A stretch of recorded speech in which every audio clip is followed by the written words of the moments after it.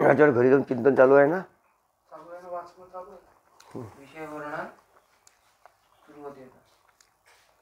हे मागचं थोडक्यात रिव्हिजन.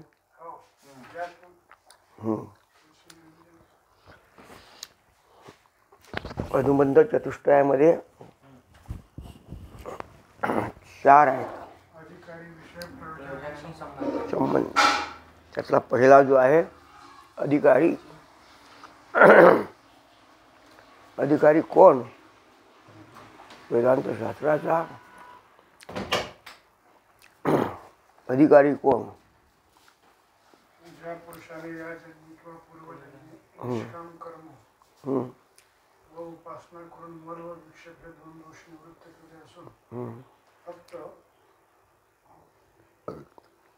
आवरण ब्रह्मज्ञानाच्या स्वरूपाचं आवरण ज्याच्या चित्तात आहे व आवरण निवृत्ती करता. आवरण कोणतं? ब्रह्मस्वरूपाचं अज्ञानाचं. हां, उलट करून टाकलं सगळं ना. आवरण म्हणजे झाकवणे. या पदार्थाने वस्तू झाकली जात असते त्या पदार्थाला आवरण असे म्हणतात. म्हणजे कोणती वस्तू झाकलेली आहे? आत्मा ब्रह्म. कशाने झाकलेली आहे ती? अज्ञान. अज्ञान हे आवरण आहे. आणि प्रत्येक जो मनुष्य मात्र जीव आहे बहुतेक त्याच्या अंतःकरणामध्ये हे 3 दोष आहेत: मल, विक्षेप आणि आवरण. मल म्हणजे काय? पाप करण्याची वासना. विक्षेप म्हणजे अंतःकरणाची अस्थिरता. आवरण आहे अज्ञान. मला हा दोष घालवण्याकरिता काय साधन सांगितलेलं आहे? निष्काम कर्म. निष्काम कर्म म्हणजे कोणत्याही कर्माची आसक्ती नव्हती.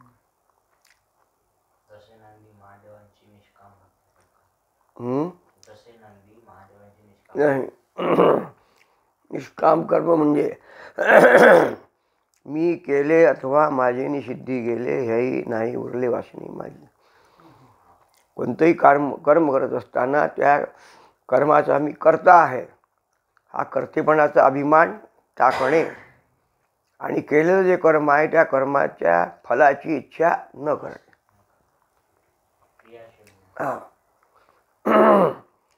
त्याला काय म्हणतात? निष्काम कर्म. समजलं की नाही? कर्तेपणाचा अभिमान नाही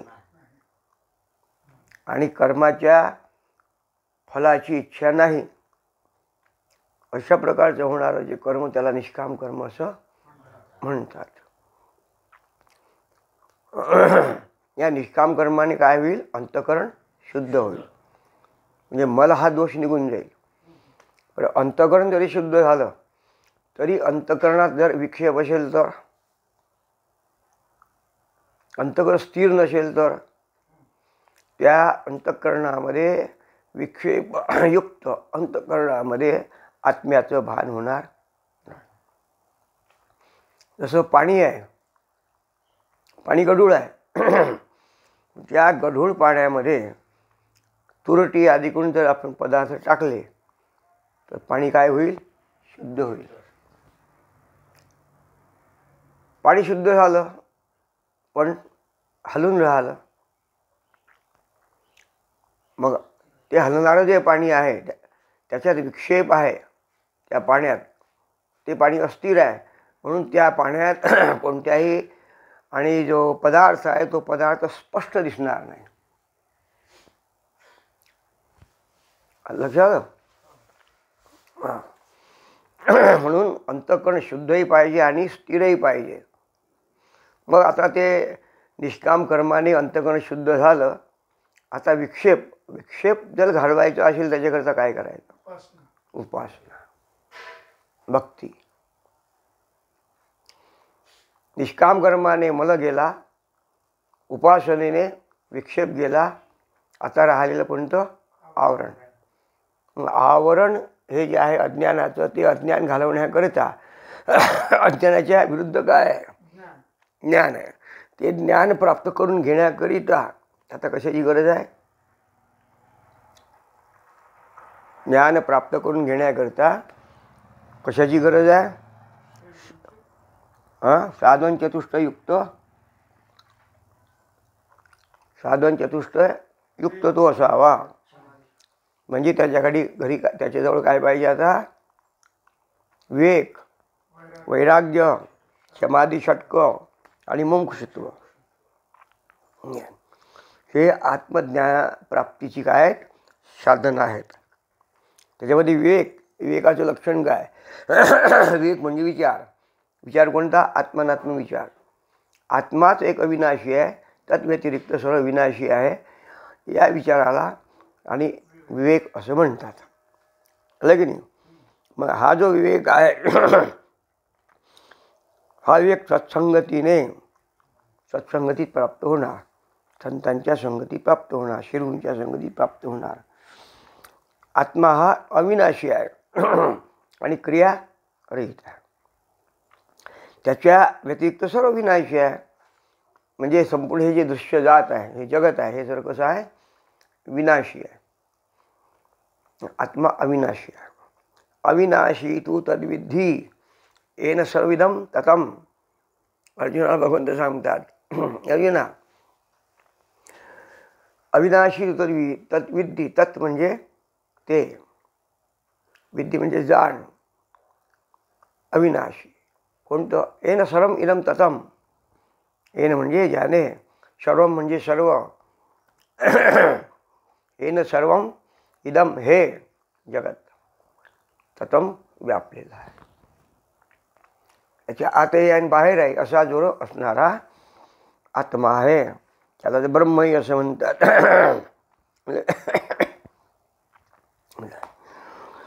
ते अविनाशी आहे. आणि आता आहे वैराग्य. वैराग्य कशाला म्हणतात? ब्रह्मलोकापर्यंत अनुकूल असणारे सर्व विषय या इहलोकापासून तर ब्रह्मलोकापर्यंत असणारे सर्व विषय. पण कोणते? जे अनुकूल वाटतात आपल्याला. प्रतिकूल विषयाविषयी संबंध येत नाही. अनुकूल विषय भोगण्याविषयी इच्छा होईल की नाही? प्रतिकूल विषय भोगायला वाटतील काय? नाही. म्हणून अनुकूल विषयाविषयी सुद्धा त्यागाची इच्छा असली पाहिजे. त्या इच्छेस काय म्हणतात? वैराग्य म्हणतात. आता समाधी षटक. समाधी, शम आधी, शम, दम, उपरम, श्रद्धा, समाधान, तितिक्षा. काय सुटलं यातलं? सर्व. हां, हे शम कशाला म्हणतात? थोडक्यात मनाचा निग्रह. थोडक्यात कारण मनाचा निग्रह असेल तर, आणि तोही प्रतिबंध करणारा आहे. स्वाभाविक विषय वासना ज्या आहेत त्या स्वाभाविक विषय वासनात अंतःकरणात निग्रह केला पाहिजे. त्याला शम असं म्हणतात. दम ही इंद्रिय विषयापर्यंत धावणारे आहेत. इंद्रिय आणि चंचल होतात. म्हणून हे जे इंद्रिय आहेत या इंद्रियावरही ताबा असला पाहिजे. दम. श्रद्धा, देवशास्त्र श्रीगुरु. ठीक आहे. देवशास्त्र श्रीगुरु. देव म्हणजे ते काय? ब्रह्म आहे. आणि ब्रह्मात्मैक्य विद्येचा उपदेश करणारे श्रीगुरु, त्यांच्यावरही काय पाहिजे? आत्यंतिक विश्वास लागते. त्याला श्रद्धा म्हणतात. आणि उपरम स्त्रीपुत्रादिक ही जी सर्व आहेत यांचा विधीपूर्वक त्याग करणे. त्याग करणे केवळ त्याग करणे म्हटलं नाही, विधीपूर्वक शास्त्राच्या नियमानुसार त्यांच्या. आणि झाला पाहिजे. आता समजा लग्न केलं, पत्नी आहे, मग पत्नी आहे मग तिला कधी सोडून द्यायचं आहे का? निदान 2 अपत्य झाल्याशिवाय पत्नीचा त्याग करू नाही. हा काय नियम आहे. ज्ञानोबाराच्या चरित्रामध्ये हा विषय आला की नाही, की विठ्ठलपंतांनी पत्नीचा त्याग केला की विधीपूर्वक होतं काय? विधीपूर्वक नव्हतं. म्हणून त्यांना घरी येऊन पुत्रसंतती झाल्यानंतर मग त्याचा त्याग, त्याला म्हणतात विधीपूर्वक त्याग. आणि संपूर्ण विषय विषयासारखे मारक आहेत असं समजून त्या विषयांचा त्याग करणे. आणि त्याच्याकरता काय पाहिजे? मग आत्मज्ञानाची तीव्र इच्छा पाहिजे. आत्मज्ञानाची जर तीव्र इच्छा असेल तर त्या इच्छेनेच आणि घरदार स्त्री पुत्राधिकांचा त्याग होऊ शकतो. आता एरवी इच्छा जर नसेल, आत्मज्ञानाविषयी किंवा देवप्राप्तीविषयी मोक्षाविषयी इच्छा नसेल तर कोणीही घरादाराच्या संसाराचा त्याग करू शकत नाही. आणि ती इच्छा साधारण नाही, साधारण इच्छा नाही काय. जसा एखादा पदार्थ आहे, त्या पदार्थाची गरज वाटली पाहिजे. ती साधारण नाही, आत्यंतिक. गरज आहे बा, पण ते आता काय करता? नाही तर नाही. पूजे करता का ते अमका पदार्थ नाही, मग धरले तांदूळ त्याच्या नावाने टाकले, झालं काम. तसं नाही, ती वस्तू पाहिजेच. मग ती वस्तू जर पाहिजे तर त्या वस्तू करताच आणि प्रयत्न होऊ शकतात. कोणाला वाटते बा आपल्याला देव भेटला पाहिजे, मोक्ष भेटला पाहिजे, अमकं टमकं हे तोंडाने म्हणणारे भक्कमच आहेत, बहुतेक आहेत. मग तीव्र इच्छा आहे काय? ज्याच्या अंतकरणात तीव्र इच्छा असेल तो घराचा त्याग करेल. इथं तर मरेपर्यंत काटेन पोटेन बोलते, ते काय पुढची व्यवस्था त्याची लावून ठेवणं आहे. मेल्यावर कसं होईल? हा त्याग करू शकते काय? नाही. पण ज्याला असं वाटलं की भक्कम झालं आता हे सर्व गजगड हो, तुमचं पाहता मला माझा स्वार्थ साधू द्या, मला मोक्ष देवाची प्राप्ती करून घ्यायची आहे, आता तुम्ही तुमचं पहा, मी नामस्मरण आधी काय जे असेल माझ्याकडून जे साधन आणि सिद्ध होईल मी त्या साधनावर, मला आता बाकीच्या गोष्टीची काही घेणं देणं नाही. तुम्हाला काय होतं ते सर्व करून दिलं, तुम्ही आणि ते आहे बस. मी आता मला फक्त एकच देवाची प्राप्ती करून घ्यायची आहे, अशी तीव्र इच्छा असेल तर तो त्या सर्वांच्या वेगळा राहू शकत नाही. म्हणून तीव्र इच्छेला महत्त्व आहे. त्यालाच थोडक्यात संन्यासही सुद्धा म्हणतात. जसं की म्हणजे एखाद्याने पाणी पिलं सगळं काही त्याचं झालं आहे, पाणी पिलं, पण त्याला खूप जोराची लघवी लागली आहे आणि त्याला केवळ आणि केवळ लघवी करण्याचं ठिकाणच दिसतंय, दुसरं काहीच नाही, ती तीव्र इच्छा, असं होऊ शकतं का? होऊ शकतो. नाही ठिकाण सुटलं तर मग लघवी तर जोरात आलेली आहे आणि ठिकाणच दिसलं नाही, आता काय करा? मग थांबेल काय? ती थांबणार नाही. तिला इच्छेची गरजच नाही. तिथे लघवी करण्याकरता इच्छाच पाहिजे असं नाही. इच्छेची गरज नाही, ती आपोआपच स्वाभाविकच आणि झाल्याशिवाय राहणार नाही. लघवी करता इच्छेची गरज नाही. लघवीची ते जोरात असो का कमी पावरची असो, पाणी पिण्याकरता, पाणी प्यायची इच्छा आहे, पाणी पिण्याकरता प्रयत्न करावा लागेल, नसेल मिळालं तर थंड गरम हा भाग वेगळा आहे. पण लघवी नाही मिळाली, आता मला लघवी करण्याची इच्छा झाली, इच्छा आहे का तिथं? नाही. तिथे इच्छेचा काही संबंध येत नाही. लक्षात आलं सर? हां, ती करणेच आहे आणि होणेच आहे. उलट तीच कधी कधी असं होते, झोपेत उठा वाटते काय? झोपेतून लघवीला जाण्याकरता उठा वाटत नाही. ती इच्छा आहे काय? आता उठून जायची इच्छा नाही, पण जावंच लागते, गेल्याशिवाय पर्याय नाही. तिथे इच्छेचा काही संबंध नाही. आलं लक्षात का? हां, याला थोडक्यात काय म्हणतात? संन्यास म्हणतात. त्याग करणे.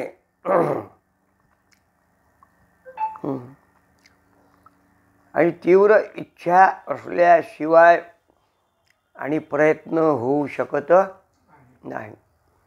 साधारण गरज वेगळी, म्हणून मी सांगितलं साधारण गरज असेल जाऊ द्या, पाहून घेऊ. पण आत्यंतिक गरज आहे त्याच्याकरताच प्रयत्न होतील आणि जी वस्तू प्राप्त करून घ्यायची आहे ती प्राप्त केल्या जाईल. इथे जर मोक्षाची तीव्र इच्छा असेल तर तो सर्वस्वाचा त्याग करून ज्ञानप्राप्तीकरता श्री गुरुकडे गेल्याशिवाय राहणार नाही. त्याला काय म्हणतात? तीव्र इच्छा ज्ञानाविषयी. समाधान. समाधान काय? एकाग्रता. चित्ताची एकाग्रता जेव्हा होत असते तेव्हाच खरं समाधान प्राप्त होत असते. चला वळू गाई गाय ह्या चित्तच आहे, चित्ताच्याच वृत्ती आहेत. ह्या वृत्ती सर्व इंद्रियांच्या द्वारा बाहेर जाणाऱ्या आहेत. त्या सर्व आणि फाकलेल्या इंद्रियांच्या द्वारा ज्या वृत्ती आहेत चित्ताच्या त्या आवरून ठेवणे, चित्त एक करणे, एका ठिकाणी करणे, त्याच्याशिवाय समाधान प्राप्त होणार नाही. समाधान आनंद असतो. आता तितिक्षा. थोडक्यात तितिक्षा कष्टा वाचून दुःख सहन करणे, याला तितिक्षा असं म्हणतात. भूक लागली, कष्ट पडतात ना, भूक जर लागली तर तरी सहन करावं लागते. तहान लागली सहन करावं लागते. थंड आहे, उष्ण आहे, रोग आहे, ह्या सगळ्या गोष्टी असतील, ह्या गोष्टी कष्टा वाचून सहन करणे. रोग आहे एखादा झाला, आता कुरकुर करत बसलं तरी रोग जात नाही, औषध घ्यावंच लागेल. आणि तो रोग तर आहेच, पण उगीच त्याच्याविषयी कुरकुर बसल्यापेक्षा तो जाईल कशाने, कोणत्या औषधाने, याचा उपाय करणे आणि ते दुःख सहन करणे.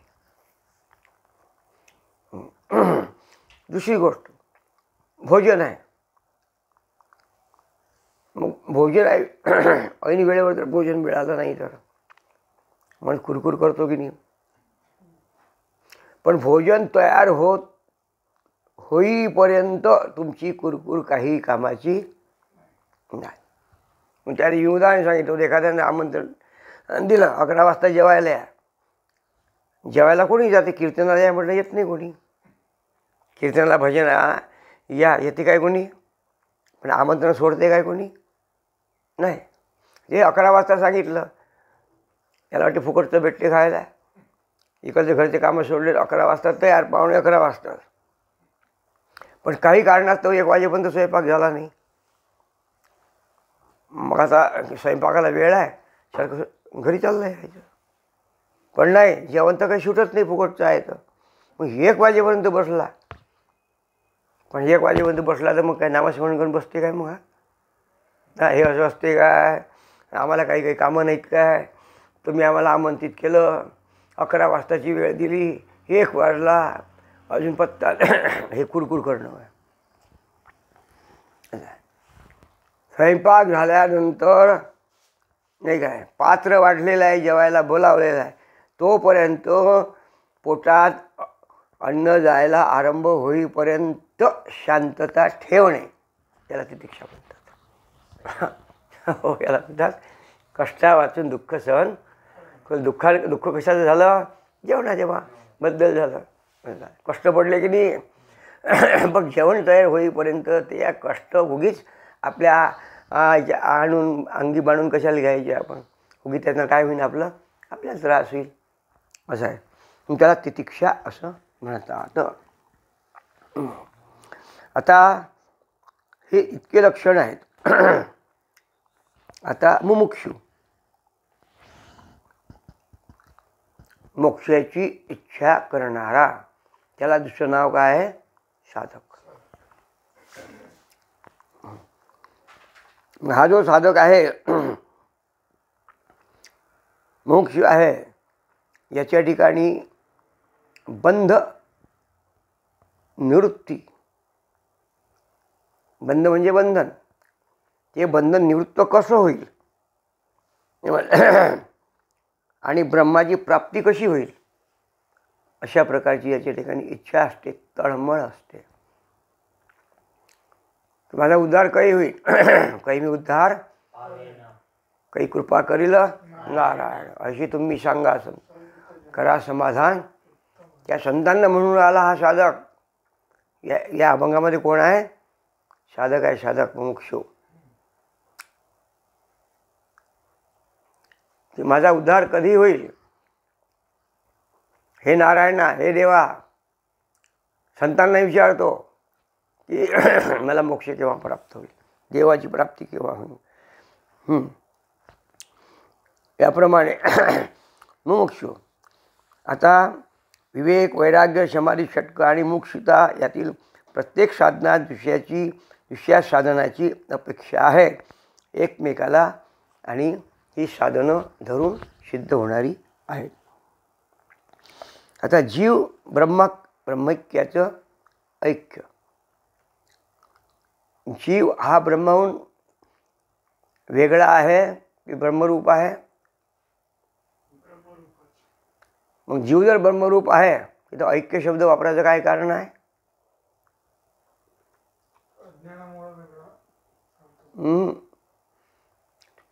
काय सांगितलं तू? जीव ब्रह्म एकच आहे असं सांगितलं. मग जीव ब्रह्म एकच आहे तर मग त्यांचं ऐक्य करण्याचं काय कारण आहे?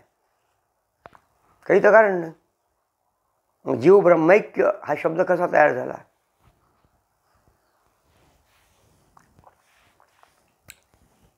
तिथंच आहे उत्तर. ज्या अर्थी जीव ब्रह्मैक्य सांगितलेलं त्या अर्थी जीव आणि ब्रह्म वेगळे वेगळे आहेत. तिथेच असते. तू सांगितलं की जीव आणि ब्रह्म एकच आहेत म्हटलं, पण एकच आहे म्हटल्यानंतर मग ऐक्य हा शब्द वापरायचं कारणच नाही. ऐक्य हा केव्हा सिद्ध होतो? ऐक्य कोणाच्या सापेक्ष आहे? भेदाचे आहे.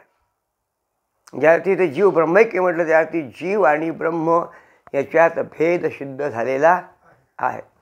तो भेद असेल तरच ऐक्य करावं लागेल, आणि भेद नाही तर ऐक्य करण्याचं कारणच नाही. जीव ब्रह्मात जर भेद नसतात तर हा वेदांत शास्त्राचं कामच नसतं काही. मग इथे भेद दाखवलेला आहे. जीव ब्रह्मैक्य प्रमाणाने व युक्तीने प्रतिपादन करणे. प्रमाण पुरावा, त्या प्रमाणाने ते ऐक्य प्रतिपादन करावं लागते. युक्तीने ऐक्य प्रतिपादन करावं लागते. हा या ग्रंथाचा काय आहे? विषय. आता पहिला अधिकारी झाला की नाही अनुबंधामधला? अनुबंध चालू आहे, लक्षात. आणि विषय मागे लक्ष ठेवत जा. अनुबंधामध्ये जे 4 आहेत, अधिकारी, विषय, प्रयोजन आणि संबंध, त्यातला अधिकारी झाला इथपर्यंत. आता विषय, या विषयाला आरंभ झालेला आहे. मग या ग्रंथाचा विषय कोणता आहे? जीव ब्रह्मैक्य युक्तीने किंवा प्रमाणाने प्रतिपादन करणे. हा या ग्रंथाचा काय आहे? विषय आहे. आता जीव ब्रह्माचा भेद प्रतिपादन करणे वेदविरुद्ध आहे. मी तुम्हाला आता काय सांगितलं सुरुवातीला? जीव आणि ब्रह्म एक नाहीत. मग हे बोलणं वेदाला मान्य आहे काय? वेद विरुद्ध आहे. जीव ब्रह्माचा भेद प्रतिपादन करणे हे वेद विरुद्ध आहे. पण मी सुरुवातीला हा विषय बोललो की ज्या अर्थी वेदाला जीव ब्रह्मैक्याचा भेद प्रतिपादन करणं हे मान्य नाही, तर मग जीव ब्रह्मैक्य हे आलं कसं? पण जीव आणि ब्रह्म हे दोन वेगळे वेगळे आणि मानणं हे वेदविरुद्ध आहे, असं सांगणं हे वेदविरुद्ध आहे. आणि जीव ब्रह्माचा भेद निश्चय मुमुक्षूस हितावह नाही. हा जो अधिकारी आहे त्याला जीव आणि ब्रह्माचा जर भेद असं प्रतिपादन केलं तर त्याचं हित होणार नाही. कारण जीवाचं ब्रह्माशी ऐक्य आणि हेच सांगावं लागेल, हेच प्रतिपादन करावं लागेल. हेच खरं हिताचं आहे आणि त्याच्याकरताच वेदांतशास्त्र आहे. आता जीव ब्रह्माचा भेद निश्चय, जीव ब्रह्माचा भेद निश्चय म्हणजे केवळ भेदच नाही सांगितलं, भेदाचा निश्चय. जीव ब्रह्मैक्य भेद सांगितला, पण निश्चय जीवब्रह्माचा भेदाचा निश्चय जर असेल तर जीवब्रह्माचा ऐक्य तुम्ही करू शकत नाही. निश्चय नाही पाहिजे. ब्रह्माचा भेद निश्चय मनुष्याच्या ठिकाणी स्वाभाविक आहे. नाही काय? तुम्हाला जर म्हटलं की तुम्ही देव आहात,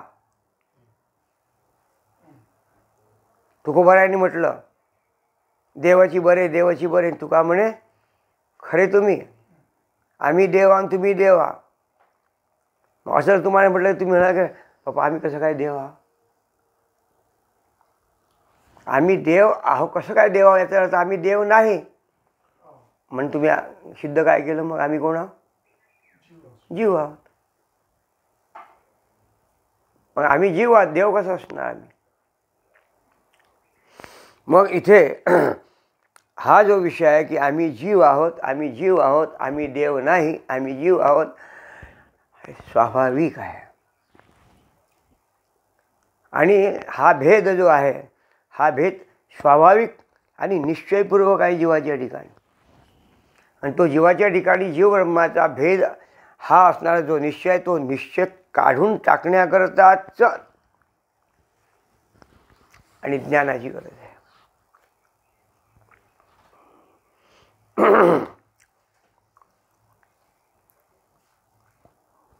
समजला ना? पण गंमत अशी आहे, भेद निश्चय हा स्वाभाविक आहे, सहज आहे, त्याच्याकरता कुठला काही प्रयत्न नाही. चटकन जर म्हटलं कोणीच कबूल करणार नाही. देवाची बरे देवाची बरे, तुम्ही देवा तेव तुम्ही देवा आम्ही देवा सर्व देव आहात जर म्हटलं कोणीही कबूल करणार नाही. कारण सहज आहे, स्वाभाविक आहे. पण त्या भेदनिश्चयापासून मोक्षाचा अनुभव कोणासही येत नाही ना आलेला नाही. म्हणून मोक्षाच्या अनुभवाकरिता काय पाहिजे? जीव ब्रह्मैक्याचा अनुभव पाहिजे. जीव ब्रह्माचा भेदनिश्चय हा मोक्षाचं कारण ठरू शकत नाही, मोक्ष प्राप्तच करून देऊ शकत नाही. आणि म्हणून हा जो भेदनिश्चय आहे, या भेदनिश्चयापासून कधीच मोक्ष कोणालाही आतापर्यंत प्राप्त झाला नाही ना होणार नाही. आणि मेल्यानंतर मोक्षाची कल्पना, मेल्यानंतर मोक्षाची कल्पना मुमुक्षूच अपेक्षित नाही. त्याला असं वाटते की हा देह पडायच्या अगोदरच मला मोक्षाचा अनुभव प्राप्त झाला पाहिजे. ह्याच्यासाठी मग आठवण काय एखादं प्रमाण? मोक्ष मरणापाठी नाही. हीच डोळा याचे देही, याची डोळान भोगू मुक्षीचा मुक्तीचा सोहळा. याच देही याच डोळ्याने मुक्तीचा सोहळा आम्ही उपभोगू, त्याचा अनुभव घेऊ. अमर चालेल. तेही चालेल. त्याचाच अर्थ मोक्ष आहे. त्याचा अर्थ काय? म्हणून बघ, मेल्यापाठी मोक्ष. पण मग त्या मोक्षाचा अनुभव कोण घेईल? मोक्षाचा अनुभव येईल कोणाला? तो जर ब्रह्मरूप झाला, आणि ब्रह्मरूप झाल्यानंतर आता मोक्षाचा अनुभव यायला कोण आहे की मी आता मुक्त झालो, नाही मी आता देव झालो. होताच, मोक्ष मुक्तच होता. अजून आता मुक्त होता परी बळे झाला बद्ध. मुक्तच होता, फक्त अज्ञानानं बद्धता प्राप्त झालेली आहे, दुसरं काही नाही. एरवी मुक्तच आहे. अजून आता निश्चिंतीने पावलो विसावा. आता निश्चिंतीने पावलो विसावा इथे प्रयत्न आला. हा, आतापर्यंत विश्रांती होती काय? विश्रांती नव्हती म्हणजे मग जाणं येणं होतं, धावपळ होतं. कोणती? जन्म मरणाची. पण आता निश्चिंतीने पावलो विसावा. याही मनुष्य जन्मात आल्यानंतर जेव्हा मला ज्ञान प्राप्त झालं, ज्ञानाच्या द्वारा मोक्ष प्राप्त झाला, आता समजलं काय? या मनुष्य जन्मात आता ठीक आहे, मागच्या जन्माच्या सापेक्ष आता या मनुष्य जन्मात. पण मनुष्य जन्म प्राप्त झाल्यानंतरही जर मोक्षाकरता प्रयत्न केला गेला नाही, त्याला मोक्ष प्राप्त होईल काय? पण मोक्ष केव्हा प्राप्त झाला? त्याच्या अंतःकरणात मोक्ष प्राप्त होण्याची दृढ इच्छा होती आणि त्याप्रमाणे त्याने प्रयत्न केला. योग्य श्रीगुरूकडे तो गेला आणि त्यांच्याकडून ज्ञान प्राप्त करून घेतलं. ज्ञान प्राप्त करून घेतल्यानंतर मग सांगितलं शुकाचार्यांनी 12वा स्कंद, अंतिम उपदेश, श्रीमद भागवत कथा. नाही काय? अरे तू देह नाहीस, तू कोण आहेस? आत्मा आहे. आणि असा जेव्हा दृढ निश्चय झाला तेव्हा आता राजा परीक्षेला आतापर्यंत होता काय? नाही, आतापर्यंत तो राजाच होता, सगळे विषय बघून राहिला होता. मग या अवस्थेमध्ये त्याला आता म्हणता येणार नाही. आता केव्हा? श्रीगुरूंच्या मुखातून ज्ञान प्राप्त झाल्यानंतर जेव्हा मोक्ष प्राप्त झालेला आहे तेव्हा, आणि परिस्थितीच्या मुखातून आणि बाहेर पडलेले शब्द आहेत की आता मी कोण आहे? मी आत्मा आहे, ब्रह्म आहे. जन्ममरणाचा आता माझा काही संबंध नाही, मला भीती राहिली नाही. हे शरीर आता राहो का जाओ, कारण याचा संबंधच राहिला नाही. म्हणून तक्षक यायच्या अगोदरच तो मुक्त झालेला होता. कोण? परीक्षित.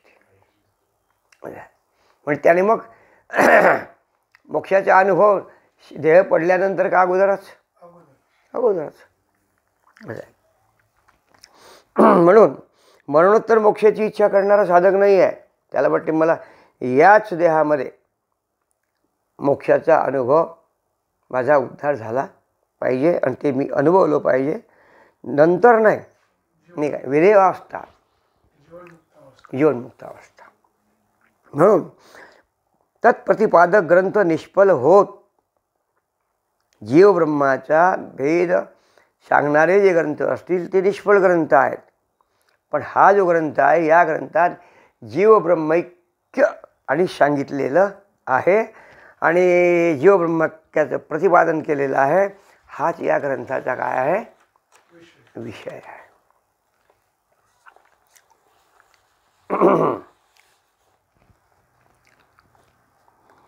मुक्षीला याच जन्मात मोक्षाची प्राप्ती करून देणाऱ्या जीव ब्रह्मैक्य ज्ञानाची सिद्धी केलेली आहे या ग्रंथात. हा जो ग्रंथ आहे विचारसागर, मग हाही ग्रंथ मागील कोणत्या कोणत्या ग्रंथातून सार काढलेला आहे? हा विचारसागर कोणत्या कोणत्या ग्रंथाचा सार आलेला आहे? हां, हेच तर पटकन लक्षात आलं पाहिजे.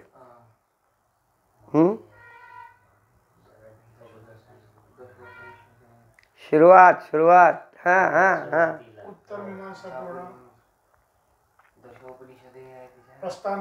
हां, प्रस्थानत्रयी, दशोपनिषदे, आणखी ब्रह्मसूत्र आणि गीता, हे 3 ग्रंथ. या 3 ग्रंथांवर, हे संस्कृतमध्ये आहे, त्या 3 ग्रंथावर भाष्य केलं. चला रिव्हिजन कोणी केलं? एक मधुसूदन सरस्वतींनी केलं, भाष्य केलं शंकराचार्यांनी 3 ग्रंथावर. असं आहे. आणि नंतर या ग्रंथाचं चिंतन करून आणि त्याच्यावर मधुसूदन सरस्वतीनं कोणता ग्रंथ लिहिला?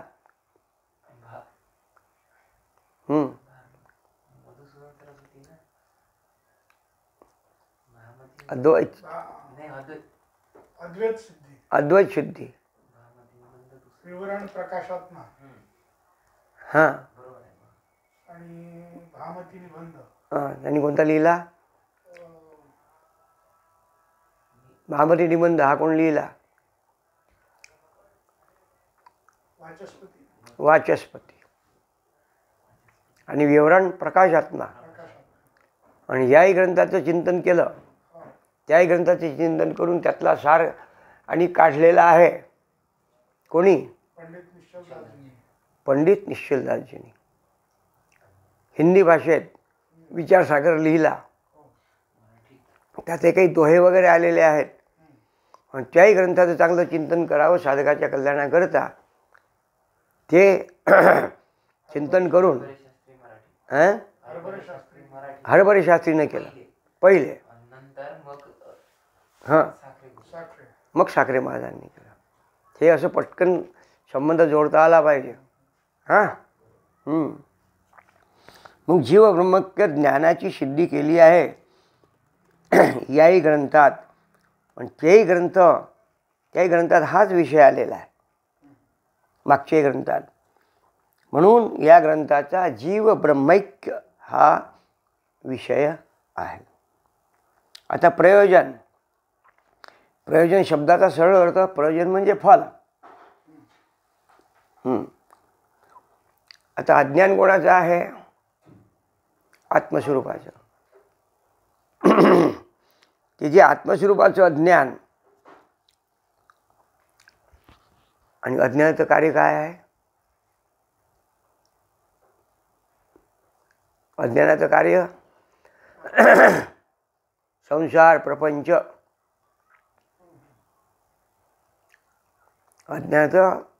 अज्ञान गुणाचं आहे. अज्ञान गुणाचं आहे आत्मस्वरूपाचं. आणि ते जे अज्ञान आहे, ते अज्ञानाचं कार्य काय आहे? प्रपंच आहे.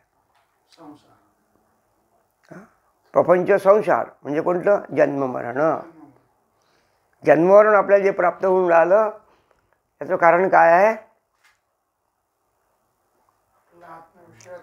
अज्ञान. बा, जन्ममरण रूपी संसार, या संसाराचं कारण आहे अज्ञान. ते अज्ञान आहे आत्मस्वरूप. हॅलो, मी उलट मागं गेलो. सुरुवात काय केली ओळीनं? आत्मस्वरूपाचं अज्ञान, अज्ञानाचं कार्य प्रपंच सांगितलं की नाही. आता प्रपंच कोणाचं कार्य आहे? अज्ञानाचं. अज्ञान कोणाचं आहे? आत्म्याचं. बस. अच्छा, सरळ उलट फटाफट जमलं पाहिजे. मग आता जन्ममरणादी हे जे आहे, काय आहे? दुःख आहे. जन्ममरण. आणि या जन्ममरण रूपी दुःखालाच काय म्हणतात? अनर्थ म्हणतात. अनर्थ. कोणती संधी आहे? अनर्थ. व्यंजन संधी. नचा पाय लंगडा आहे, पुढे अर्थ आहे, तो न मध्ये मिळाला, न पूर्ण झाला, अनर्थ. अन म्हणजे नाही, ज्याच्यात अर्थ असा. त्या संसार रूप दुःखाची अज्ञानासह वर्तमान निवृत्ती आणि परमानंद जे ब्रह्म त्याची प्राप्ती, अशा स्वरूपाचा जो मोक्ष, तो प्राप्त होणे या ग्रंथाचं काय आहे? प्रयोजन आहे. म्हणजे दोन्ही गोष्टी सांगितलेल्या आहे. हे संसाररूपी दुःख आहे, या दुःखाचं कारण काय? अज्ञान आहे. आणि ह्या अज्ञानासह ते दुःख गेलं पाहिजे. नाही तर कार्य संपलं, कारण शिल्लक राहिलं तर, नाही काय. वरी पालव्या फुडल्या, वरी पालव्या त्या वरून फुडल्या, मुळं राहिलं तर पुन्हा त्या पालव्या आहेत. म्हणून मुळासहित ते काढून टाकणे म्हणलं आहे. तसं मूळ काय आहे इथं संसाराचं, दुःखाचं, जन्ममरणाचं अज्ञान. त्या अज्ञानासहित हे सर्व काढून टाकणे, हे कार्य संपवणे. म्हणजे अज्ञानासह वर्तमान म्हणजे त्याची काय झाली पाहिजे निवृत्ती आणि परमानंदाची प्राप्ती. ह्या दोन गोष्टी आणि येतात. अज्ञानासह संसार दुःखाची निवृत्ती होणे म्हणजेच ब्रह्मप्राप्ती होणे. ब्रह्मप्राप्ती झाल्याशिवाय अज्ञान आणि दुःखाची निवृत्ती होणार नाही, आणि अज्ञान दुःखाची निवृत्ती झाल्याशिवाय ब्रह्माची प्राप्ती होणार नाही. मुख्य हा विचार करावा लागेल की ब्रह्मप्राप्ती झाल्याशिवाय अज्ञान आणि त्याच्या कार्याची निवृत्ती होऊ शकत नाही. आणि मोक्षाचं स्वरूप हे आहे, दुःखाची निवृत्ती आणि परमानंदाची प्राप्ती. हे आहे मोक्षाचं स्वरूप. पण दुःखाची निवृत्ती झाली म्हणे आणि मग ब्रह्मानंदाची प्राप्ती अगोदर का दुःखाची निवृत्ती अगोदर? दुःखाची निवृत्ती अगोदर केली आणि नंतर ब्रह्माची प्राप्ती झाली.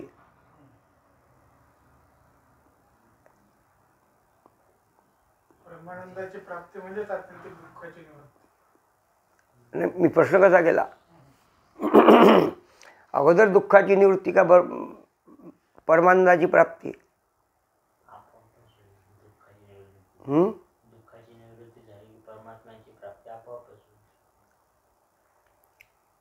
हो ना. मग पहिले काय? दुःखाची निवृत्ती कशाने होईल? दुःखाची निवृत्ती कशाने होईल? आत्म्याचं ज्ञान झाल्यानंतर. मग पहिले आत्म्याचं ज्ञान झाल्याशिवाय दुःखाची निवृत्ती होईल काय? मग आत्म्याचं ज्ञान पहिले का दुःखाची निवृत्ती पहिले? आत्म्याचं ज्ञान पहिले. आत्म्याचं ज्ञान आणि पहिले तर मग आत्म्याचं ज्ञान प्राप्त करून घेण्याकरिता पहिले काय करावं लागेल?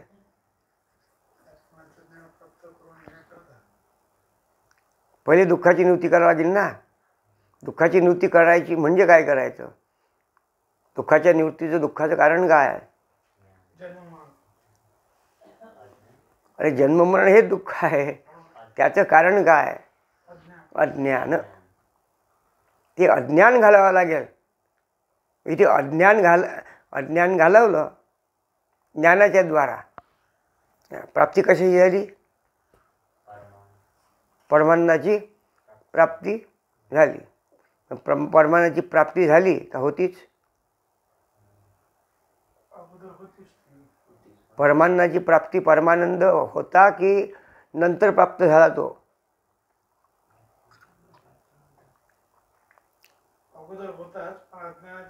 हां. परमानंद, ब्रह्मानंद, ब्रह्म, आत्मा हे पहिले मुळातच आहे, त्याच्या प्राप्तीची गरज नाही. पण त्याची प्राप्ती झाल्यासारखं वाटते. त्याची प्राप्ती झाल्यासारखं वाटते. का वाटते? अज्ञान घालवलं तेव्हा वाटते याची ब्रह्माची प्राप्ती झाली. ज्यावेळेला अज्ञान असते, आपण दुःख भोगतो, त्यावेळेला तो आत्मा, ते ब्रह्म असतेच. पण ते आनंदरूप असणारं ब्रह्म त्याच्यावर या अज्ञानाचं आवरण असल्यामुळे नाही काय त्याची अनुभूती, त्या आनंदाची अनुभूती येत नाही. ती अनुभूती येण्याकरता जे अज्ञान आहे ते अज्ञान प्रयत्नाने घालवावं लागते. ते अज्ञान प्रयत्नाने घालावं लागते. तर ते अज्ञान घालवण्याकरता कशाची गरज आहे? उपदेशाची गरज आहे. आणि उपदेश जर आपल्याला तो प्राप्त करून घ्यायचा तर मग काय करावं लागेल? श्रीगुरूंकडे जावं लागेल कडून, आणि ते अज्ञान नाहीसे करून घ्यावं लागेल. मग ते तू आहेस, ते तू आहेस. म्हणजे ते सुखाची प्राप्ती करून घ्यावी लागत, म्हणजे सुखरूप असणारा जो आत्मा आहे त्याची प्राप्ती करून घ्यावी लागत. त्यालाच फक्त एवढं मागते, प्राप्ताचीच प्राप्ती. अप्राप्ताची प्राप्ती का प्राप्ताची प्राप्ती? हां, अप्राप्ताची प्राप्ती जो पदार्थ नसावा पण त्या पदार्थाची मग प्राप्ती प्रयत्नाने करावी. पण जो पदार्थ आहेच त्याची प्राप्ती करण्याची काय गरज आहे? पण तो अप्राप्त आहे अशासारखं जेव्हा वाटते तेव्हा अप्राप्त असण्याचं जे वाटण्याचं कारण आहे त्या कारणाचा शोध घेऊन ते कारण घालवणे याला प्रयत्न म्हणतात. आणि ते कारण आहे अज्ञान, ते कारण आहे आवरण. ते आवरण घालवण्याकरिता उपदेशाची आणि ज्ञानाची गरज आहे. पहा मी आता कसं मागं पुढे आणि मागं पुढे मागं पडून राहिलो. प्राप्ताचीच प्राप्ती, पुढे येईल तो विषय. प्राप्ताचीच प्राप्ती करून घेणे याचा अर्थ आत्मा प्राप्तच आहे, ब्रह्म प्राप्तच आहे. पण प्राप्तच असणारं ब्रह्म किंवा आत्मा, चैतन्य,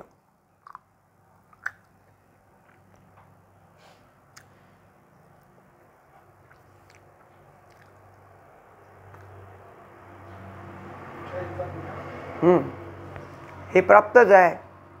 पण प्राप्त केल्यासारखं किंवा झाल्यासारखं वाटते.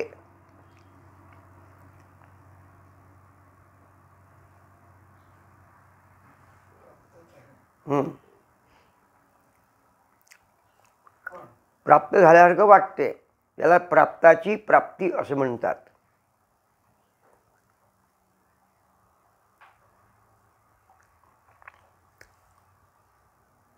प्राप्ती सापेक्ष अप्राप्ती असं आहे. मग आत्मा प्राप्तच आहे तर अप्राप्त सापेक्ष येईल कसा शब्द?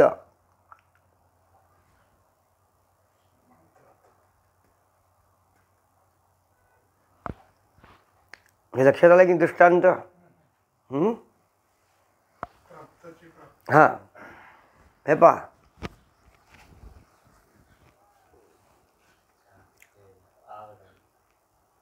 हे काय झालं? आवरण. हे कशावर आहे? ग्रंथावर आहे. आता हे आवरण बाजूला काढलं, प्राप्ती कशाची झाली? ग्रंथाची प्राप्ती झाली. तर प्राप्त ग्रंथाची प्राप्ती झाली की अप्राप्त ग्रंथाची प्राप्ती झाली? ग्रंथ प्राप्तच आहे, फक्त त्याच्यावर आवरण आलेलं आहे. मग त्या ग्रंथाच्या प्राप्तीकरता त्या ग्रंथावर जे आवरण आहे ते आवरण फक्त दूर करणे याच्यात करता ज्ञानाची गरज आहे. दुसरं काहीच करावं लागत नाही. पाणी जमिनीमध्ये आहेच, पाणी जमिनीमध्ये आहेच, फक्त करावं काय लागते? करावं काय लागते? माती बाजूला करावं लागते. माती बाजूला करावं लागते का? पाणी आणून टाकलं काय तिथं? पाणी प्राप्तच आहे, पण ते अप्राप्त का झालं? त्याच्यावर आलेलं आहे आवरण. ते आवरण बाजूला करावं लागते. आणि म्हणून कुठे अधिक आवरण जास्त असेल तर कुठे कमी असेल. कमी अधिक असं का म्हटलं? कुठे इतकं खोदावं लागते की बापरे इतकं खोदावं पाणी लागलं नाही. आणि कधी बैलाचं दोरा इतकं खोदलं राजो पाणी लागलं. जिथे आवरण कमी असेल तिथे चटकन पाणी लागेल. जिथे आवरण भरो त्याचं पक्क ज्ञान आहे, किट झालेलं असं अज्ञान. ते अज्ञान घालवण्याकरता भरपूर प्रयत्न करावे लागतात. याचा मग थोडंसं त्याचे मागचे अनेक याचे आणि जन्माचे कदाचित प्रयत्न असतील, पण या जन्मात थोडा प्रयत्न राहिलेला आहे, थोडं आवरण राहिलेलं आहे.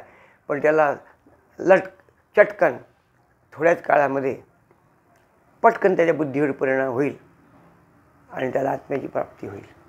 पण ज्याची जड बुद्धी आहे खूप खूप खूप खूप कधी असं होते की भांडं जे असते, हे भांडं राखीनं म्हणा, मातीनं म्हणा, आता तर साबणी म्हणा, हे निघून राहिले की नाही, घासून राहिले ना. हां, पण काही काही भांडे असे आहेत की विटकरानं घासले तरी निघत नाही, कीटन. काही काही घासू घासू घासू घासू ते पतले होऊन बोलते, त्याचे छिद्रही पडतात. शेवटी ते मोडीत देऊन टाकावं लागते, पण परिणाम होत नाही. त्याचा खूप खूप खूप जड अज्ञान आहे, अधिक अज्ञान आहे, घट्ट अज्ञान आहे. ते अज्ञान घालवता घालवता घालवता घालवता या जन्मामध्येही त्याला ज्ञान प्राप्त होत नाही. पण त्याचे प्रयत्न सुरू असूनही या जन्मात त्याला ज्ञान प्राप्त होत नाही. हा जन्म संपला, भांडं फुटलं, घासलं, गेलं कामात. याला दृढ अज्ञान म्हणतात की एका जन्मात ते जात नाही. पण तो प्रयत्न जर सुरू राहिला तर त्याला कोणत्या तरी जन्मामध्ये त्याचं ते अज्ञान जर मोक्ष प्राप्त झाल्याशिवाय, पण त्याला काय पाहिजे? प्रयत्न पाहिजे. प्रयत्नाची पराकाष्ठा पाहिजे, प्रयत्न अखंड पाहिजे. कधी कधी प्रयत्नात कमी अधिकपणा येऊ शकतो, प्रयत्न मंदावू शकतो, कधी प्रयत्नाला वेगही येते, पण प्रयत्न थांबता कामा नये. मंद तो आलं तरी हळूहळू ढाळे ढाळे केतुलेने एकले वेळे मार्गाची निबळे निश्चित ठाक. तो चाललेला आहे, तो मार्गाने निघाला, चालता चालता थकला. मग थकला ना, मग थकल्यानंतर त्याची चाल सुरुवातला निघाल्यानंतर जो चालीचा वेग होता तो वेग कमी झाला. वेग कमी झाला पण चालणं सुरू आहे. मग चालणं सुरू आहे, थांबला थोडा वेळ, चालणं बंद आहे की थांबलं? चालणं बंद, तो थांबला थोडा वेळ. पाय दुखून आले, हे ते आलं, वेगही कमी झाला पायाचा, आता थोडं थांबावं बा. थांबला थोडा वेळ. प्रयत्न सुरू आहे की बंद पडला? प्रयत्न सुरू आहे की बंद पडला? प्रयत्न सुरूच आहे. पण पुढे आपण आणि ज्या ठिकाणी पोचायचे आपल्याला, जे आपलं लक्ष आहे तिथे जाण्याकरिता थोडीशी मध्ये काय मंदपणा आलेला आहे. म्हणून त्याने चालणं बंद केलं, ते लक्ष त्याचं सुटलेलं आहे काय? नाही. आणखी थोडा वेळ लागेल, आणखीन वेगाने निघतो, त्याला ब्रेक म्हणतात. आणि वेगाने निघाला की तो मग आपला जो हे आहे लक्ष आहे, ते लक्ष गाठल्याशिवाय राहणार नाही. म्हणून ब्रेक हाही सुद्धा काय असतो? पुढील आणि क्रियेला वेग आणणारा असतो. आमचे नरसिंह विद्वान एक दृष्टांत सांगत, मोठे मोठे ते हसत खुशत आणि विचार सांगत. आणि पहा, आपण सकाळी उठतो, किती वेग येत असते म्हणे लघवीचा. हे दृष्टांत इतका लघवीचा वेग की आपण लघवी करता करता लघवी होऊनच राहिली, पण मला ब्रेक बसते की नाही? लघवी करता करता ब्रेक बसते की नाही? थोडासा ब्रेक बसला की धार अधिक त्याचे पुढे 4 बोटं जास्त वर पुढे जाते. हा दृष्टांत आमचे नरसिंह महाराज सांगत आहे. ब्रेक वेगळा आणि कायमचाच ब्रेक संपूर्णच टाकणं तो विषय ते वेगळा. म्हणून ब्रेकही पुढील गतीचं कारण असते. मग थांबू नये, सुटू नये, सुटला की गुटला गेला असं. चला. अप्राप्ताची प्राप्ती आणि प्राप्ताची प्राप्ती. प्राप्ताचीच प्राप्ती, याच्यामध्ये जी आहे प्राप्ती सांगितली आहे ती प्राप्ताची प्राप्ती का अप्राप्ताची प्राप्ती? प्राप्ताची प्राप्ती. अप्राप्ती जी वस्तू अप्राप्त आहे, म्हणजे जी वस्तू आपल्याला प्राप्तच नाही त्या वस्तूला प्राप्त करून घेणे, याला म्हणतात अप्राप्ताची प्राप्ती. प्रयत्नाने जी वस्तू आपल्याला प्राप्त नाही ती वस्तू प्रयत्नाने प्राप्त करून घेणे, याला म्हणतात अप्राप्ताची प्राप्ती. कोणती वस्तू? जी वस्तू आपल्याजवळ आता नाही आहे, पण त्या वस्तूनं आपलं काही काही खटकलेलं आहे की त्या वस्तूची आपल्याला गरज वाटून राहिलेली आहे. मग ती वस्तू आपण नाही काय प्रयत्नाने प्राप्त करून घेतो. नसलेल्या वस्तूची प्राप्ती करून घेतली आपण, त्याला अप्राप्ताची प्राप्ती म्हणतात. पण आत्मा हा प्राप्तच आहे. जशा संसारातील वस्तू कोणतीही घ्या, जी संसारामध्ये उपयोगी असणारी वस्तू पण आपल्याजवळ ती नाही, पण तिची प्राप्ती करून घेतली. पण गरज आहे, अत्यंत गरज आहे, त्याशिवाय भागत नाही, लग्न करावंच लागेल. बरोबर आहे ना? प्राप्त होती काय बायको? पण तिची गरज आहे ना, अत्यंत गरज वाटून राहिली ना, मग प्राप्त करून घेतली लग्न आदी करून. हे साधन आहे. पहिले प्राप्त होती काय? नाही. म्हणून अप्राप्ताची प्राप्ती. पण आत्मा जो आहे, आत्मा हा प्राप्तच आहे, फक्त तो प्राप्त नसल्यासारखा वाटला. याचं कारण काय? अज्ञान. म्हणून करावं काय लागेल इथे? हां, पत्नी नव्हती म्हणून ती आणावी लागली. इथं नव्हती म्हणून ती आणली, आणावी लागली. आत्मा कुठून आणावा लागतो काय? कुठून आणावा लागतो का? नाही, तो इथंच आहे. फक्त तो नसल्यासारखा जो वाटून राहिला त्याच्यावर आलेला आवरण. जसं मी ग्रंथ हा कपड्याने झाकला, ग्रंथ इथंच आहे, पण तो आता नसल्यासारखा झाला ना. कशामुळे? या आवरणाने. मग हे आवरण फक्त काढणे, प्रयत्न करणे, दुसरं काहीही नाही. याच्याकरता परमार्थ आहे. याच्या अर्थ नामस्मरण, भजन, कीर्तन, तीर्थयात्रा आदी करून जे आहे, या सर्वांचा अंतर्भाव ज्याच्यामध्ये येते ते आहे ज्ञान. ते ज्ञान प्राप्त करून घेणे, आवरण घालवण्याकरता दुसरं काहीच करावं लागत नाही. जे प्राप्त करून घ्यायचं ते प्राप्तच आहे. म्हणून मी तुम्हाला पाण्याचं उदाहरण दिलं. पाणी आहेच, माती काढावी लागते, दुसरं काहीच करावं लागत नाही.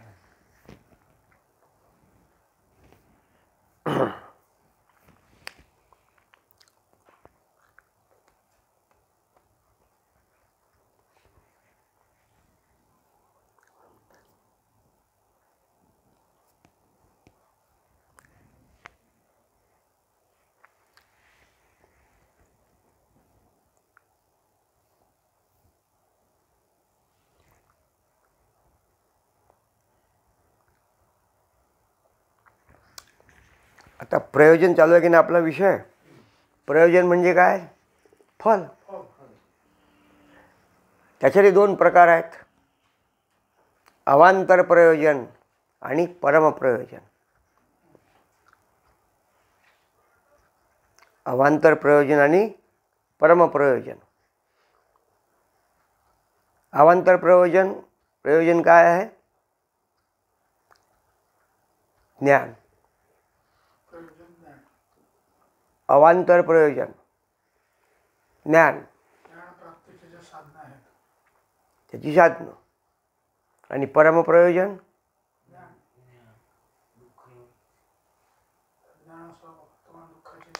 अवांतर प्रयोजन ज्ञान आहे आणि परमप्रयोजन काय आहे? आत्मा आहे, मोक्ष आहे. लक्षात?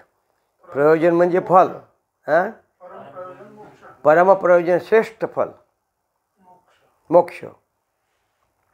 आणि अवांतर प्रयोजन ज्ञान.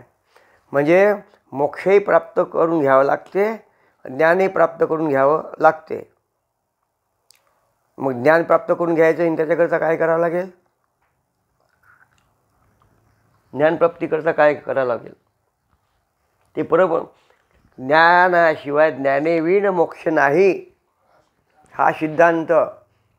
ज्ञानाशिवाय मोक्ष नाही, मग ज्ञान प्राप्त करून घ्यावंच लागणार आहे. समजलं? हे ज्ञान अवांतर प्रयोजन आहे. मग ज्ञानप्राप्तीकरता काय काय करावं लागेल? ज्ञानप्राप्तीकरता काय करावं लागेल? साधनचतुष्ट संपन्न हां, हे मागं जावं लागतं. आता ज्ञान जर प्राप्त करून घ्यायचं असेल तर अंतःकरण शुद्ध करावं लागेल, स्थिर करावं लागेल. अज्ञानाचं आवरण आहे हे घालवण्याकरता विवेक, वैराग्य, शम, दम, उपरम, श्रद्धा, तितिक्षा, समाधान, मोक्षाची तीव्र इच्छा झाल्यानंतर मग गुरुकडे जाणे, गुरूंची ती पुढेच आहेत ते गुरूंची सेवा, त्यांची प्रसन्नता, मग त्यांना विचारणे, श्रवण, मनन, निधिध्यासन, तत्वपदार्थ शोधन, नंतर ज्ञानाची प्राप्ती आहे आणि मोक्षाची प्राप्ती आहे. प्राप्ती दोन्ही फलच आहेत, पण ज्ञान अवांतर फल आहे आणि मोक्ष परमप्रयोजन आहे.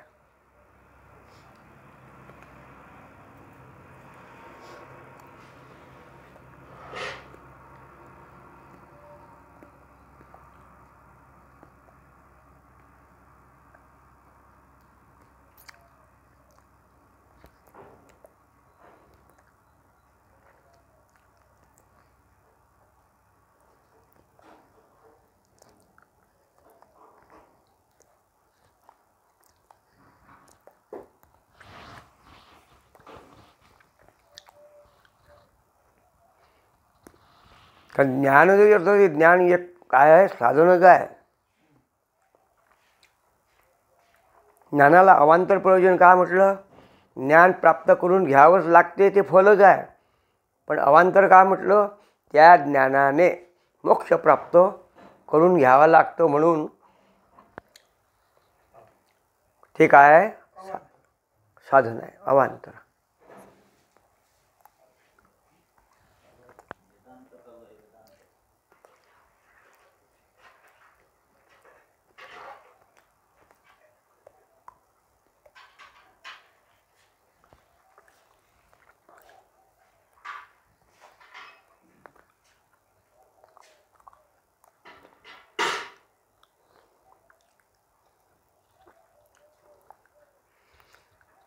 नामदेवाचा हा जो अभंग आहे, ज्ञानेविन मोक्ष नाही हा सिद्धांत, त्याच्यात अवांतर प्रयोजन आहे आणि परम प्रयोजन आहे.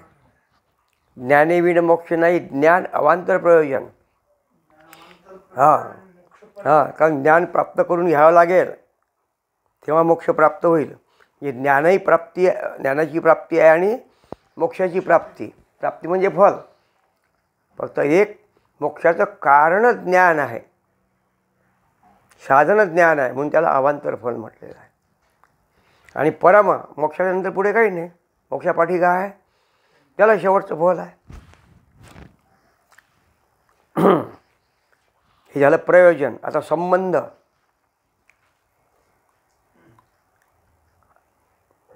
आता पहा, अधिकारी, विषय, प्रयोजन हे तीन गेले की नाही? या तिन्हीचे स्वरूप लक्षात जर आणलं की संबंध कळणे कठीण नाही. आता हा जो ग्रंथ आहे, या ग्रंथात प्राप्य प्रापक भाव संबंध, प्राप्य प्रापक, प्राप्य म्हणजे प्राप्त जी वस्तू करून घ्यायची त्याला प्राप्य, प्रापक म्हणजे प्राप्त करून घेणारा. हां, प्राप्य प्रापक. इथं प्राप्य काय आहे? मोक्ष. प्रापक कोण आहे? अधिकारी. मग मोक्ष आणि अधिकारी यांचा संबंध आहे की नाही? हा पहिला संबंध आला यात. हां, प्राप्य प्रापक भाव संबंध हा पहिला संबंध आला. समजलं काय? आता दुसरा संबंध कर्तव्य भाव संबंध. कर्ता, कर्तृ. हां, आणि त्याचं कर्तव्य. आपल्या ग्रंथात आपण लिहून आलो की नाही, मोक्षाचा अधिकारी, कर्तव्य आणि विचार हे नाव दिलं की नाही, हे होय ते कर्तव्य. कर्तृ आहे की नाही? कर्तृ आहे. तृचा तर होते, तृचा अर होते की नाही? ऋचा. हां, तृचा काय होते? तर कर झालं. आणि कच्या नियमाप्रमाणे पुढे काय होते, त्याला ता येतो तिथं, कर्ता असो. कर्तृ म्हणजे कर्ता. आणि कर्ता कोण? कर्तव्य करणारा. कर्तव्य करणारा कर्ता म्हणजे कर्तव्य आणि तो करणारा, या दोघांचा संबंध याला कर्तृ कर्तव्य भाव संबंध म्हणतात. हां, आता इथे कर्तृ कर्ता कोण आहे? साधक आहे. त्याचं कर्तव्य काय? यात जे सांगितलेलं आहे करायला ज्ञानप्राप्तीच्या संबंधानं, ते त्याचं कर्तव्य आहे करणं. म्हणजे अधिकारी हा विचाराचा कर्ता आहे, आलं लक्षात. आणि विचार कर्तव्य आहे. मग आपण जे ग्रंथाला नाव दिलं, बरोबर आहे ना, यथार्थ आहे ना ते. हां, मोक्षाधिकारी, मुमुक्षु, कर्तव्य आणि विचार तिन्ही आली इथं. आपण नाव जे दिलं चुकीचं दिलं नाही. ते ग्रंथाचा व विषयाचा जो संबंध आहे, त्या ग्रंथाचा विषय कोणता आहे?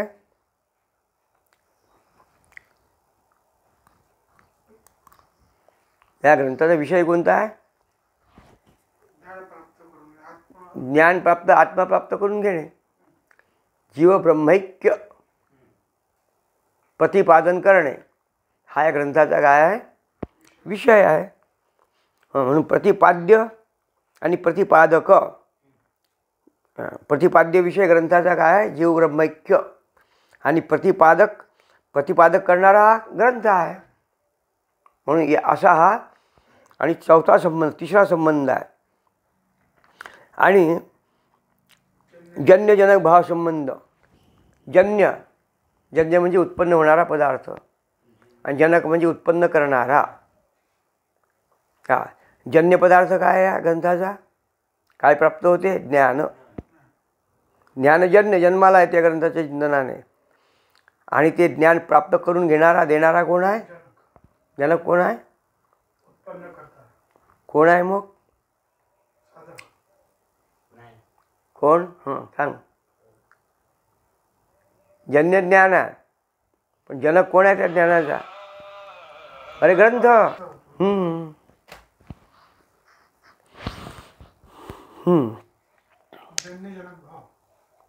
जन्य जनक भाव संबंध.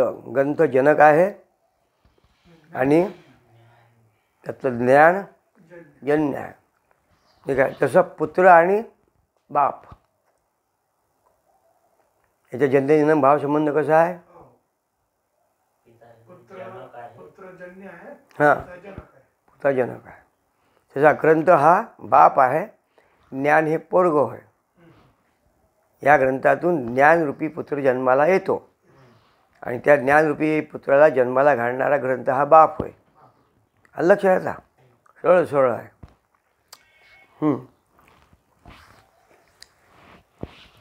आता हे चार संबंध लक्षात आले काय? प्राप्य प्रापक भाव संबंध, प्रतिपाद्य प्रतिपादक भाव संबंध, आणि कर्तृ कर्तव्य भाव संबंध, जन्यजनक भाव संबंध. वाङ्मयामध्ये सुद्धा हे संबंध येतात. हो.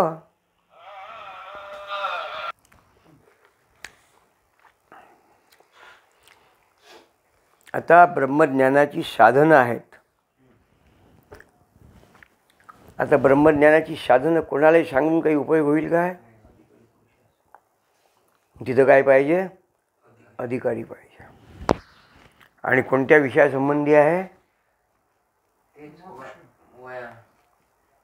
कोणत्या विषयासंबंधी आहे?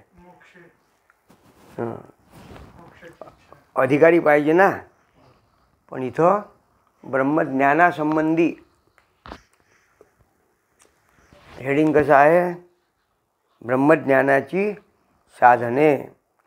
आता ब्रह्मज्ञान तर प्राप्त करून घ्यायचं आहे, पण ब्रह्मज्ञान प्राप्त करून घेण्याकरता कोण पाहिजे? अधिकारी पाहिजे. मग अधिकारी कोणता सांगितलेला आहे? पाहिलं ना आपण अधिकार. हां, असा जो अधिकारी असेल मग त्याला ब्रह्मज्ञान प्राप्त करून घ्यायचं आहे. मग ब्रह्मज्ञान जर प्राप्त करून घ्यायचं मग त्याला साधनाची गरज असेल की नाही? साधनाचं ज्ञान लागेल की नाही? तसा तो ब्रह्मज्ञान प्राप्त करून अधिकार जरी असेल तर साधनाचं ज्ञान नसेल तर, साधनाचं ज्ञान जर नसेल तर मग त्या अधिकाराचा काय फायदा मग? म्हणून मुख्य जो विषय आहे ज्ञान प्राप्त करून घ्यायचा आहे, तर ज्ञान प्राप्त करून घेण्याकरता कोणती साधनं आहेत त्या साधनाचा आता काय आहे विचार आहे. मोक्षवान पुरुषास म्हणजे अधिकारी विवेक, वैराग्य, समाधी, षटक, मोक्ष ही 4 साधने असतातच. म्हणजे हा अधिकारी याच्या ठिकाणी असतातच, तेव्हा तो अधिकारी होतो. समजला? याशिवाय श्रवण, मनन, निधिध्यासन, तत्वपदार्थ मी सांगितलं की नाही, आता सांगून गेलो. ही 4 साधने ब्रह्मज्ञान प्राप्तीची, ब्रह्मात्मैक्य ज्ञानप्राप्तीची आणि प्राप्तीस अवश्य आहेत. जे ब्रह्मज्ञान जर प्राप्त करून घ्यायचं असेल या अधिकाऱ्याला, याच्या ठिकाणी तीव्र इच्छा आहे आता आपल्याला ते ज्ञान प्राप्त करून म्हणजे प्राप्त करून मोक्ष प्राप्त करूनच घ्यायचं आहे, तर मग त्याला पाहिजे ज्ञान, साधनाचं ज्ञान. मग कोणते साधन आहेत पुढे? मग त्याला काय करावं लागेल? श्रवण करावं लागेल. मग पुढे काय करावं लागेल? श्रवण केल्याने भागणार नाहीत. केवळ श्रवण नाही भाग, त्या श्रवणाचं मनन झालं पाहिजे. पण मनन नाही त्याचं मग निधिध्यासन झालं पाहिजे. निधिध्यासनानंतर मग तत्वपदार्थ शोधन झालं पाहिजे. पदार्थ शोधून झाल्यानंतर मग ज्ञान, ज्ञान झाल्यानंतर मग मोक्ष. तर मग आता पहिलं काय आहे? श्रवण. आणि ही अंतरंग साधनाचे लक्षण आहे. साधनात 2 प्रकार आहेत, एक अंतरंग साधन आणि दुसरं बहिरंग. बहिरंग साधन पुढे येतेच. बहिरंग म्हणजे थोडक्यात दूरची जी साधनं आहेत त्याला बहिरंग साधनं म्हणतात, आणि जवळचं जे साधन आहे त्याला अंतरंग साधन म्हणतात. आता बहिरंग साधनांचा विचार जर केला तर मी आता नाही पाहिलं तर मी तुला सरळ सांगतो. अंतःकरण शुद्धी, निष्काम कर्म, उपासना, विवेक, वैराग्य, शम, दम, उपरम, श्रद्धा, समाधान, तितिक्षा, हे बहिरंग साधन आहेत. समाधानापर्यंत हे बहिरंग साधन. आणि श्रवणापासून अंतरंग साधनाला आरंभ झाला. श्रवणापासून तर एकमेकाच्या सापेक्ष जर विचार केला, अंतरंग बहिरंग, अंतरंग बहिरंग, सर्वात बहिरंग साधन, दूरचं साधन, ज्ञानाच्या संबंधानं सर्वात दूरचं साधन कोणतं असेल? समजा उदाहरण सांगतो. आपल्याला जायचं आहे. कुठं जायचं आहे? अमरावतीला जायचं आहे. आहो सध्या कुठं आपण?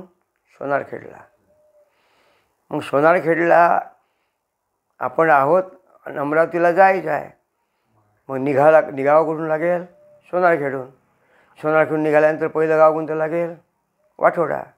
नंतर कोणतं लागेल? म्हैसपूर. म्हैसपूरहून कोणतं लागेल? त्याच्या अगोदरचं मदलापूर. मदलापूरनंतर धामोरी. धामोरीनंतर खारतळेगाव. खारतळेगावनंतर वलगाव. आणि वलगावच्या नंतर चांगापूर. आणि चांगापूरनंतर रेवसा. इकडे गेलं, रेवसाला जात नाही आपण, अमरावती. मग अमरावती हे आपलं लक्ष आहे. अमरावती हे प्राप्त आहे. आपल्याला अमरावतीला जायचं, अमरावती प्राप्त करून घ्यायची आहे.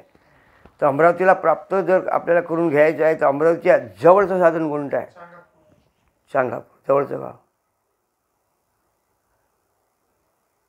अमरावतीच्या प्राप्तीच्या संबंध अगदी जवळचं गाव चांगापूर आहे. अगदी दूरचं गाव कोणतं?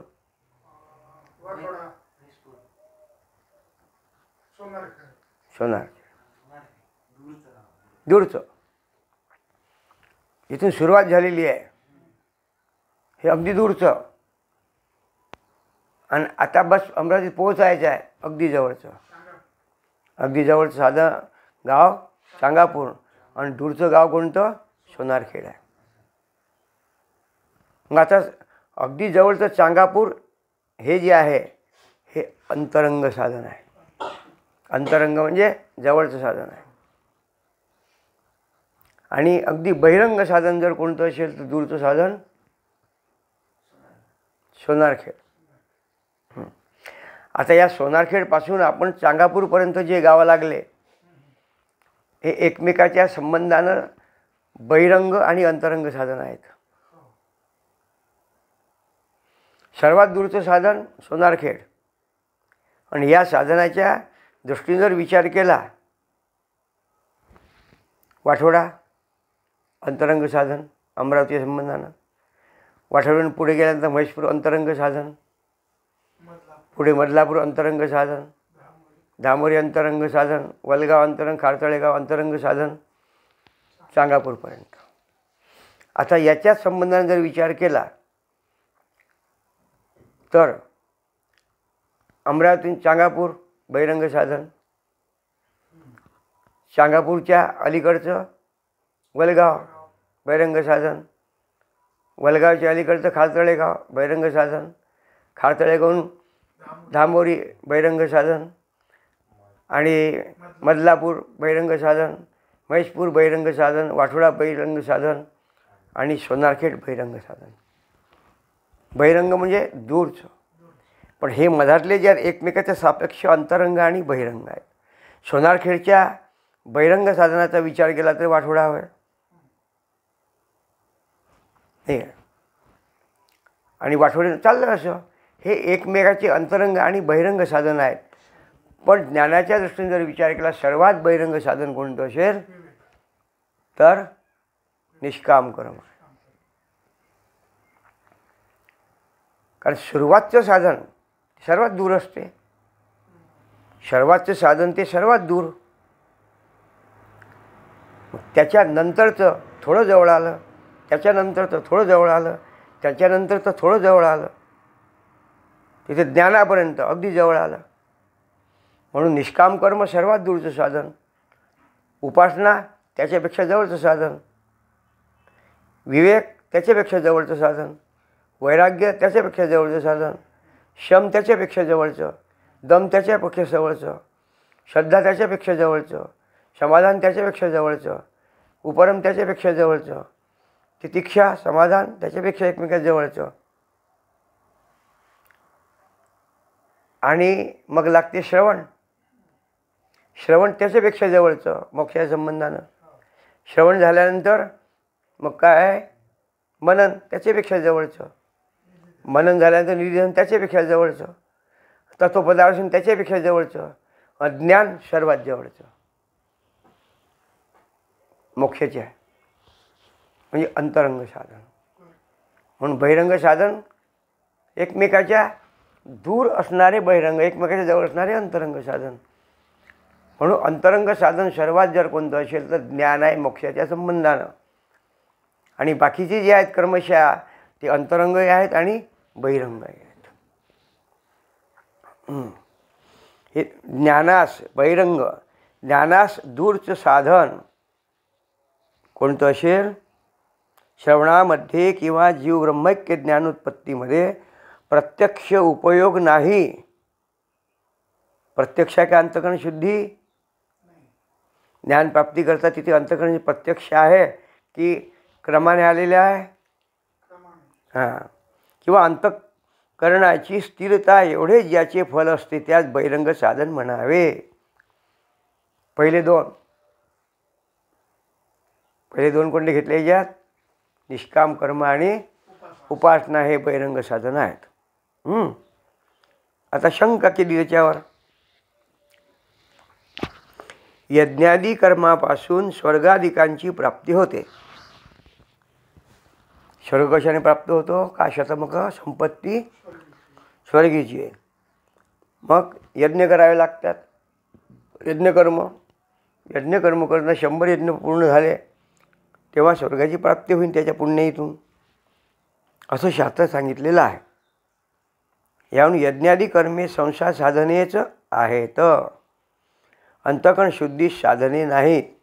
यज्ञादी कर्म हे संसाराची साधनं आहेत. अंतःकरण शुद्धी होण्याकरिता ती साधनं आहेत. अंतःकरण शुद्धी होण्याकरिता निष्काम कर्मच करावं लागते, असं आहे. मग त्यांना ब्रह्मैक्य ज्ञानप्राप्तीचे साधनत्व कसे? कोणाला? यज्ञादी कर्म आहेत यांना हे संसारी साधन म्हटलेले आहेत की नाही, स्वर्गाची साधनं म्हटलेली आहेत ना. पण यांना कोणती म्हटलेली आहे साधनं? कर्मे उपासना याचे जे फल आहे. खालचं यावरून यज्ञादी कर्म संसाराची साधनं आहेत हे तर स्पष्ट आहे. अंतःकरण शुद्धी याचा काही संबंध नाही. मग यांना ब्रह्मैक्य ज्ञान प्राप्तीचं साधनत्व कसं आहे? पण यज्ञादी कर्म आहे यांनाही ब्रह्मप्राप्तीचं साधन असं म्हटलेलं आहे. याचं कारण काय? हे तर संसाराची साधनं आहेत. यज्ञादी कर्म संसारी साधनं आहेत. ब्रह्म आत्मैक्य आणि हे ज्ञान आहे, या ज्ञानाची ती साधनं आहेत असं त्यांना का म्हटलेलं आहे? कारण सांगितलेलं आहे. ते यज्ञादी कर्मही जर तुम्ही निष्कामतेनं केलं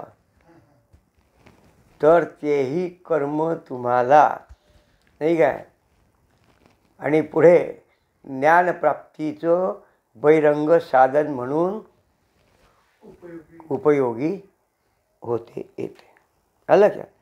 संसार प्राप्तीच्याच इच्छेने यज्ञादी कर्म केली तर ते सकाम पुरुषी असतील. अमृत ऐश्वर्याच ऐरावतासारखे वाहन हे सगळं पहा नाही काय. राजधानी भुवन अमरावती जेत ओळगे पायिका सैंग चिंतामणीच्या भूमिका विनोदवन वाटिका श्रुत जे तर नाही काय. गंधर्व गान गाणी रम्य ईशानाचिनी उर्वशी मुख्य विलासिनी अंतौरी वगैरे वर्णन केलेलं आहे. मग हे वर्णन ऐकल्यानंतर बापरे काय स्वर्गाची भोग आहेत आणि काय आणि मजा आहे तिथं. इथं तर त्या मनानं काहीच नाही. इथंही भोगूनच राहिला, पण इथंही भोगून राहिला, पण त्या इथल्याही भोगण्यात त्याला आता त्याचं ज्ञान झालेलं आहे परोक्ष. स्वर्गादी आणि जे काही आहेत भोग, आणि मग हाव लागली अरे याच्यापेक्षा त्याच्यात मजा आहे.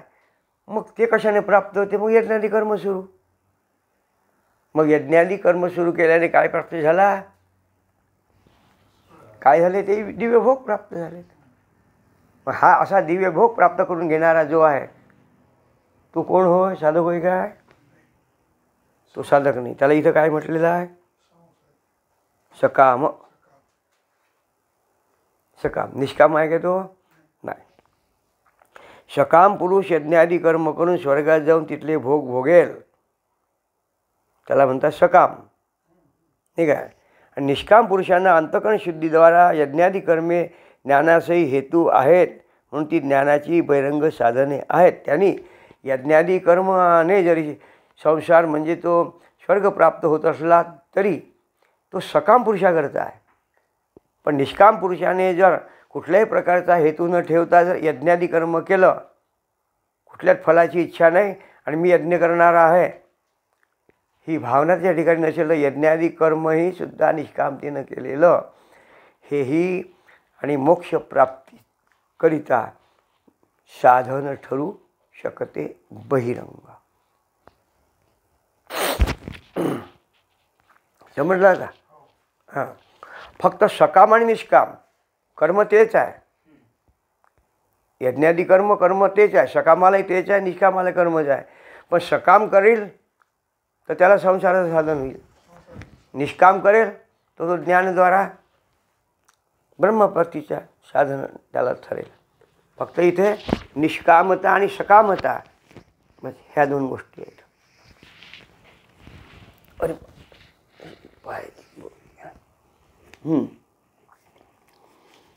शंकेचं निरसन झालं ना.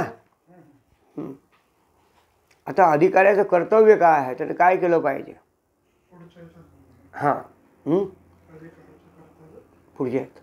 हो ठीक आहे. किती वाजले? 9. हो 8 मिनिटं. 8:30 झाली माझे. 9:15. ठीक आहे. इतकं तयार करून घ्या. हां, पुंडलिक वरदा ज्ञानदेव तुकाराम ताते जनार्दन शेख.